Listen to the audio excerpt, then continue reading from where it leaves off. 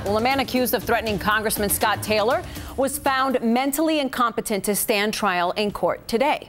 13 News Now reporter Jacqueline Lee is here with more on what happened in the courtroom. Jacqueline.